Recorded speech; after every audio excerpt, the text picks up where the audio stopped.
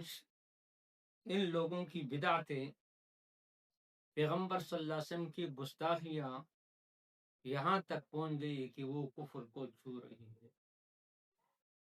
میں سب بریلیوں کے متعلق نہیں کہتا ہوں، کیونکہ اکثر بریلیوں کے اندر اہل سنت والجماعت بھی ہے اور سنت پر پیرا ہے، اور وہ جو دعویٰ کرتے صحیح، لیکن ان کے اندر بعض بریلی ایسے ہیں کہ ان کی گستاخیاں عید میلاد النبی کے موقع پر وہ کفر کو پہنچ گئی، اتنا گستاخی کر رہے ہیں کہ دنیا کے اندر اس طرح گستاخ اور کوئی ہے۔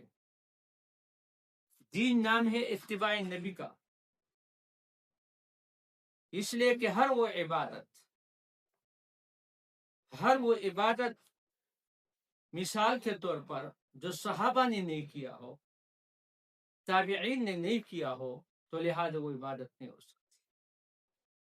اور یہ بھی یاد رکھو، جس طرح اللہ سبحانہ و تعالیٰ خصاص ہے شرک کے بارے میں، اللہ ہر گناہ کو معاف کرتا ہے، لیکن ان اللہ لا یغفر ان یشرک بہ ویغفر ما دون ذلک لمن یشاء۔ اللہ شرک کو کبھی معاف نہیں کرتا، اور اس کے علاوہ گناہوں کو اللہ معاف کرتا ہے۔ خصاص ہے اللہ سبحانہ و تعالیٰ شرک کے بارے میں۔ اسی طرح نبی خصاص ہے کس کے بارے میں؟ بدعت کے بارے میں۔ اس لیے صحابہ کرام میں حضرت حذیفہ بن یمان رضی اللہ تعالیٰ عنہ فرماتے ہیں، حدیث میرے سامنے دیکھو، کل عبادت لم يتعبدها اصحاب رسول اللہ صلی اللہ علیہ وسلم فلا تعبدوها۔ جو عبادت صحابہ کرام نے نہیں کی، وہ عبادت تم بھی نہ کرو۔ فإن الأول لم يتعال الآخر مقالا فاتقوا الله يا معاشر المسلمين وخذوا طریق من قبلكم۔ کیونکہ پہلے لوگوں نے پچھلوں کے لیے کوئی کسر نہیں چھوڑی، جس کو پچھلے لوگ پورا کرے۔ بس اللہ سے ڈرو، اور اے اسلام کے دعویٰ کرنے والوں، پہلے لوگوں کے طریقہ کو اختیار۔ اس طرح رسول اللہ صلی اللہ علیہ وسلم بھی بدعت کے بارے میں خصاص ہے۔ اللہ جس طرح خصاص ہے شرک کے بارے میں، ہر گناہ معاف کرتا ہے، لیکن شرک ایسا گناہ ہے کہ اللہ معاف نہیں کرتا۔ اب ان لوگوں کی بدعتیں جو ہے اب الکفر تک پہنچ، اور خود بریلی علماء بھی کہتے ہیں، ان کے بڑے بڑے پیر علماء بھی کہتے ہیں کہ آج کل ہمارے لوگ عید میلاد النبی کے موقع پر جو گستاخیاں کر رہے ہیں، پیغمبر صلی اللہ علیہ وسلم کی توہین جو کر رہے ہیں، تو لہذا وہ کفر کو چھو رہا اور کفر تک پہنچی ہوئی۔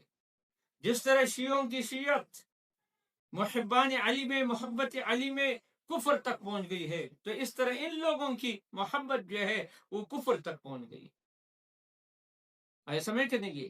اب یہ خدا کا تصور ان لوگوں سے ختم ہے۔ جس طرح شیعوں سے تصور خدا ختم ہے، تو ان لوگوں سے بھی تصور خدا ختم ہے۔ نہ خدا را ان کو لگام دو، ورنہ آگے مثال کے آگے دیکھ ہوتا ہے کیا۔